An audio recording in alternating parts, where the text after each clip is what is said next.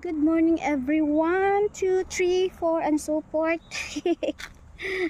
We are going to looking for the beaches here. Oh, diyan kami nakatira. Tinatawag nila na cabin, camp cabin, and ito ang daan niya pababa. Ayun na si Claudio, bumaba na siya. Sumunod ako, syempre, para videohan ko siya. Yan, napakataas dito guys. Diyos ko po. Tapos kung dito ka nakatira araw-araw, akyat baba, good for exercise. Malulula kapag tumingin ka sa baba. Claudio. Oh. Arit. Very hot.